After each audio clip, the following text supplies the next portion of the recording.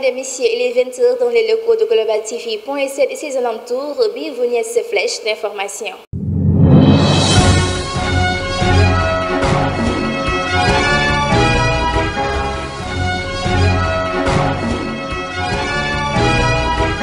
Un accident mortel sur la route nationale numéro 1. Une collision entre un bus et un camion fait 2 morts et 65 blessés ce vendredi matin 5 août 2022 à hauteur de Ndioundioup dans la commune de Ndioundioup dans la région de Fatick.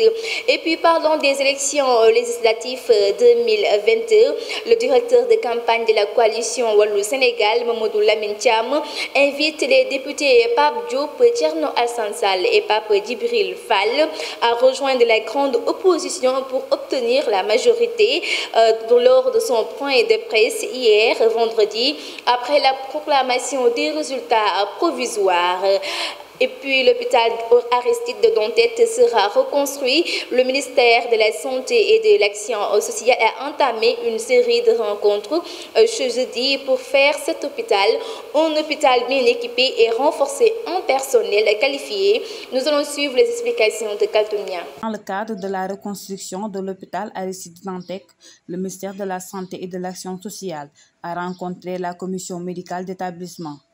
Au cours de la réunion, le plan de déménagement avec les différentes structures sanitaires d'accueil retenues a été présenté par la directrice générale des établissements de santé. Cette reconstruction a pour objectif de faire cet hôpital centenaire un hôpital de niveau 4, relevé en plateau technique de dernière génération et renforcé en personnel qualifié avec toutes les spécialités. Cet établissement public de santé reprendra son lustre d'antan, aussi bien dans les prestations de soins, dans la formation, l'encadrement et la recherche. Merci beaucoup Kaltounia pour ces explications. Nous allons poursuivre le flash d'information avec la page sportive.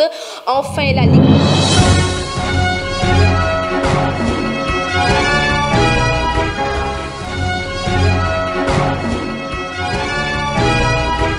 Enfin, la Ligue 1 est de retour ce soir. Le Paris Saint-Germain, comme le grandissime favori au titre du championnat, l'un de leurs rivales olympiques lyonnais ouvre le bal ce soir face à Ajaccio. Mais pas seulement le championnat français, il y a aussi l'ouverture de la Première Ligue et la Bundesliga. Nous allons suivre les explications de Serigne Falousek. En France, c'est le grand retour de la Ligue 1 ce soir, contre tous. Les Parisiens annoncent une nouvelle fois comme les grandissimes favoris au titre du champion. Mais leurs rivaux ont les dents longues, à commencer par l'Olympique lyonnais qui ouvre la saison ce soir face à l'AC Ajaccio.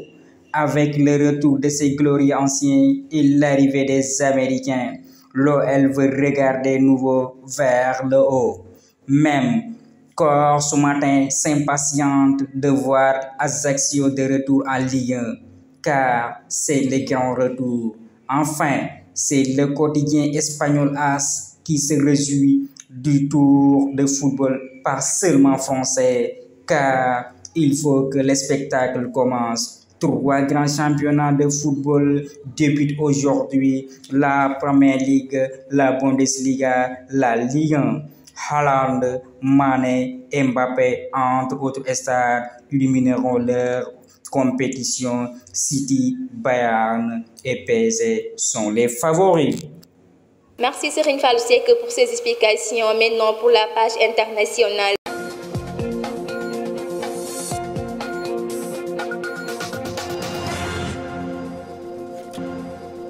9 supplétifs civils de l'armée et 3 soldats ont été tués jeudi 4 août dans des attaques simultanées des djihadistes présumés dans le nord de Burkina Faso selon nos sources. Ainsi, les forces armées et les volontaires ont neutralisé une bonne partie des terroristes. Nous allons écouter les explications de Waré John. Des hommes armés ont attaqué le détachement militaire de la commune rurale de Bourjanga dans la région du centre-nord, puis des positions des VDP volontaires pour la défense de la partie supplétive dans les localités d'Alfaga et de Boulanga.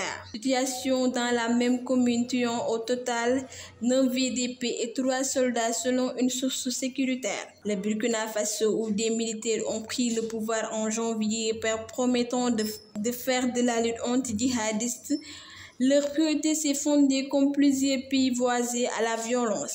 Le lieutenant-colonel Paul Henry a renversé le président Roch Marc, accusé d'avoir été incapable d'arrêter la violence djihadiste. Mais la situation sécuritaire ne s'est toujours pas améliorée et les attaques attribuées aux groupes djihadistes se font même multiplier ces derniers mois. Vivant indifféremment civils et militaires, début juillet, 34 civils ont été tués lors de 2 attaques distinctes dans le nord et dans le nord-ouest. Mi-juin, 86 civils qui avaient été massacrés par les djihadistes à Seitanga, nord, l'une des pires tueries de l'histoire du pays.